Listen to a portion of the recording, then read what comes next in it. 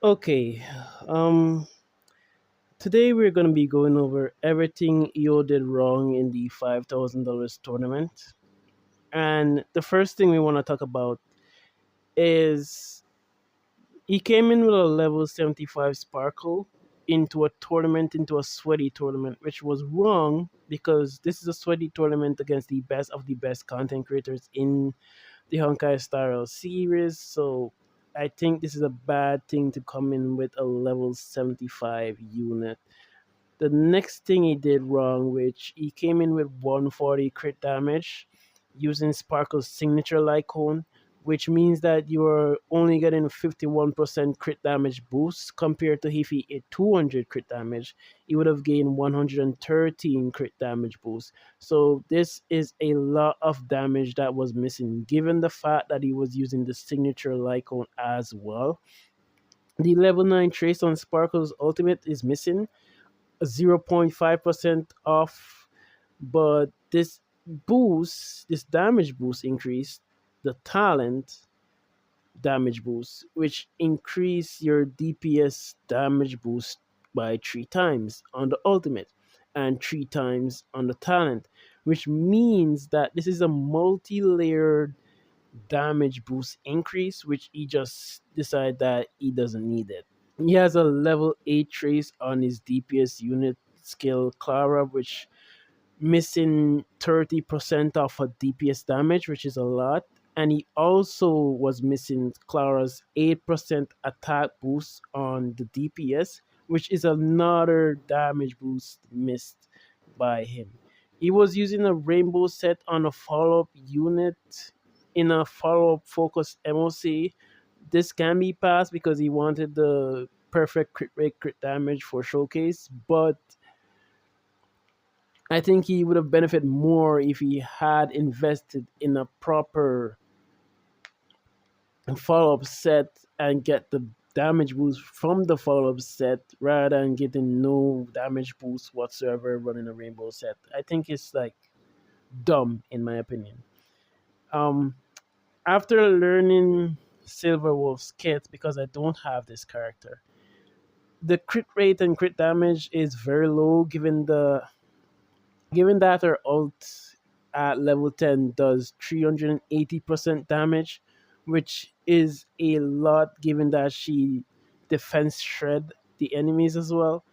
Okay, she could do a lot more damage than she did when he was using her. Level 60 Lycone on Silverhoof hinders his base attack by a lot.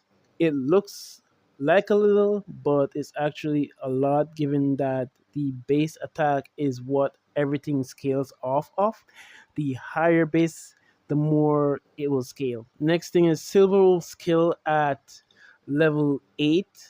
I can see why he did this because the effect it rate and 20% defense resistance doesn't change much from level 8 to level 10, but there is a scalable defense resistance in the same kit from 9.37% to 10%, and a scalable attack boost from 171.5 to 196%. So it's a lot of damage, he's missing out. Silverwolf level 9 talent, this is not bad, so it won't count as a mistake because the missing defense res is 0.63, and there is a 1 to 3 chance to get this buff rather than the attack or speed decrease.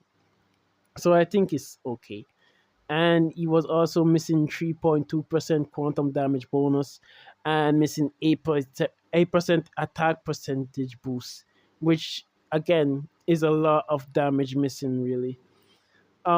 Having one level 12 relic, people may say this is all right because it's the HP main stat, but that's wrong because this is one potential damage missing substat roll, and that could be huge amount of missing damage. So this looks small, but actually, this is one role that could roll in something good for him, which is insane that he decided to neglect that. Running the wind set over the quantum set is a mistake because Silverwolf does a ton of damage. She makes use of the two-piece quantum set, which gives 10% damage bonus, and four-piece, which ignores 10% defense. While the wind set will only move her forward one time in the action line by 25%, given that she ults, I mean, it's negligible given which one of them is better. And speed is not everything if you can't kill the enemy fast enough. So you should not prioritize speed over damage all the time. You should have a balance in it, especially with Silverwolf, who's not really somebody that's there to give a speed boost, but she moves like a sub DPS, so you want to have a little bit of damage on your Silverwolf moving forward. I will get this character. I After reading her kit, I realized that she has a nice kit that I could take advantage of. Huho, level 70 out of 80, which is ridiculous. This is a big fail, and because she scales off HP, and one of the biggest contributions to your HP is leveling your character to the max. So this idea was a big mistake. He also did another big mistake where he didn't put any investment in the basic attacks. And the reason for that is because she scales off HP, she'll actually be able to do more damage using her basic attack compared to normal characters. So at least investing a little bit would have able made him able to defeat the enemy that we're going to mention later on in the video. Her ultimate is at level 9, not 10, missing 0.7% energy recharge for the team and 2% attack boost. It's a little bit you may see, but it probably could save him a cycle or not.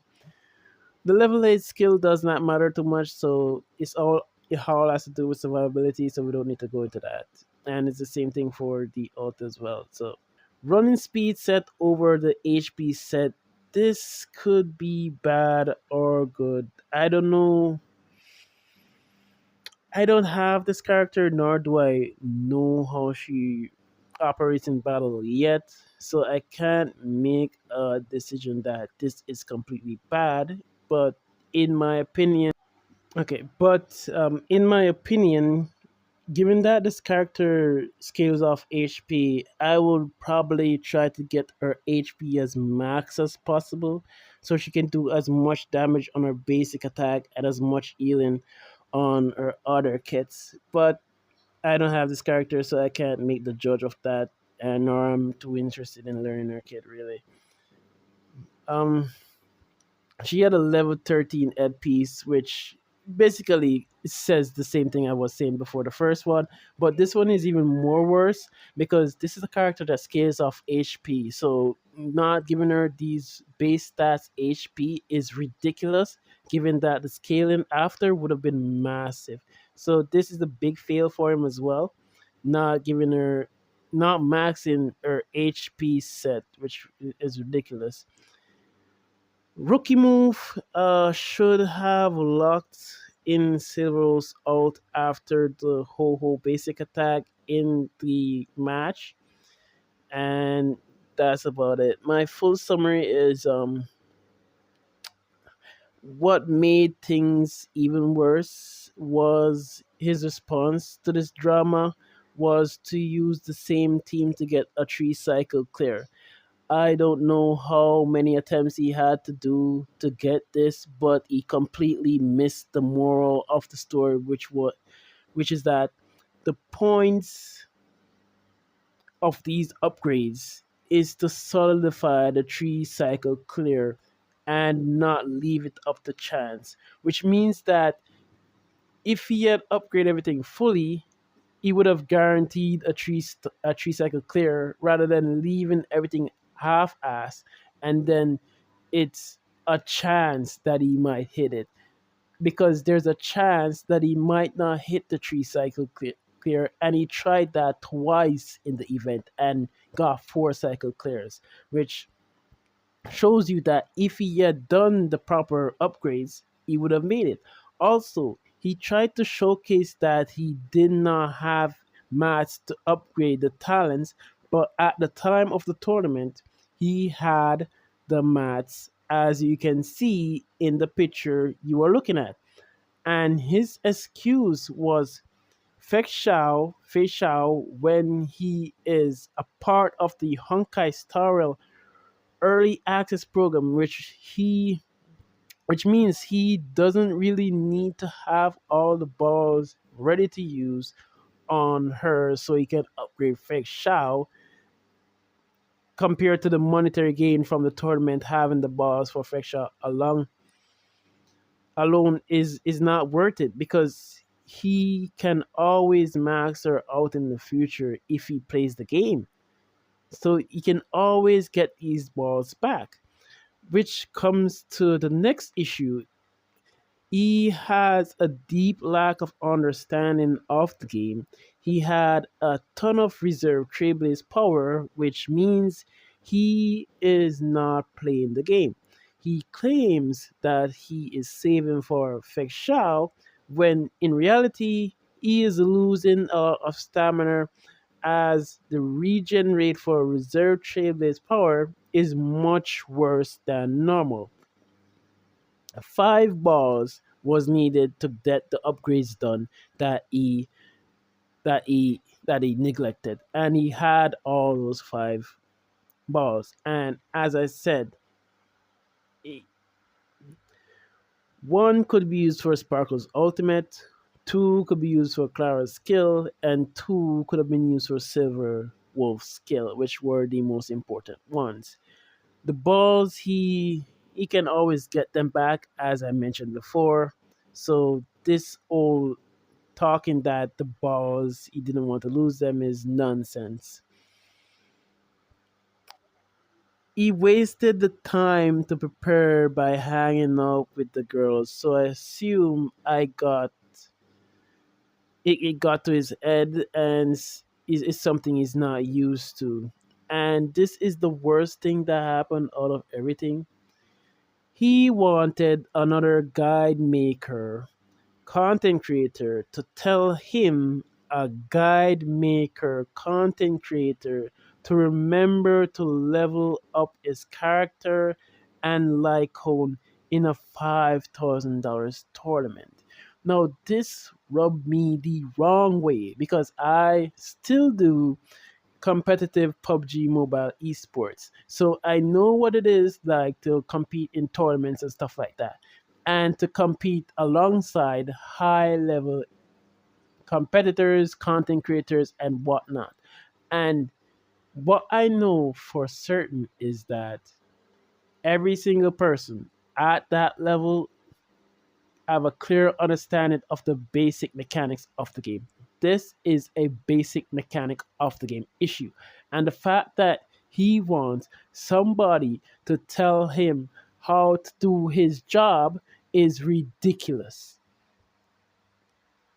You, as a viewer, should not be relying on someone like this to give you guides, because it's clear and obvious that he doesn't know what he's doing. So I don't. If you want guides, actually watch people like Braxophone or Mr. Pokey, who will not, or Gotcha Smack, who will not only give you guides but explain why they give these guides, and they'll have a better explanation of why they use certain relics and stuff like that. This guy clearly doesn't know what he's doing, and that's an unfortunate thing to say. And I don't want to disrespect anybody, but this is unacceptable for what he claims he's doing. So it's just unfortunate. And next thing I don't like is that he doesn't like to take responsibility for his actions. He's trying to blame it on everybody else but himself, which is something that just comes off very scummy, and it's something that will piss me off and it piss a lot of people off, especially when there is money on the line and you claim to say you are a content creator. These are things, basic things that you should know. You shouldn't have people that are not content creators, especially I am not a content creator that relies on guides and showcasing guides and stuff like that. And I have to be coming out here and talking about this thing that really and truly hurts me, to see that he screwed over Mr. Pokey like this, and then he had the attitude to act like he didn't do anything wrong, and then try to justify his argument, which is stupid.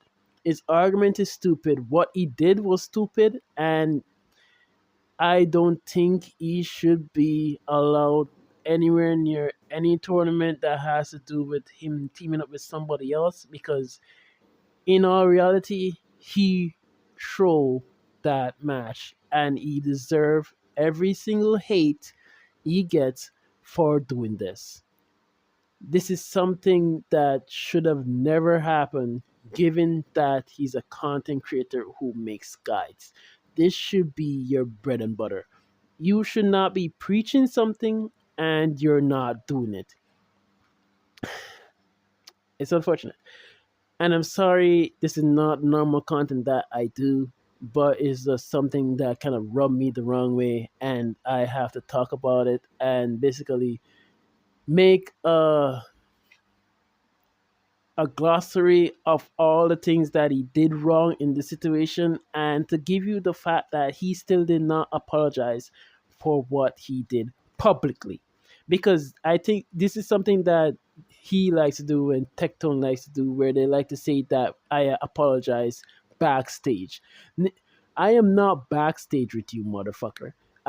We are not backstage with you. We're not seeing the backstage apology. We don't want to see you on stream acting all tough and mighty and then backstage you're apologizing. Apologize publicly. It is what it is.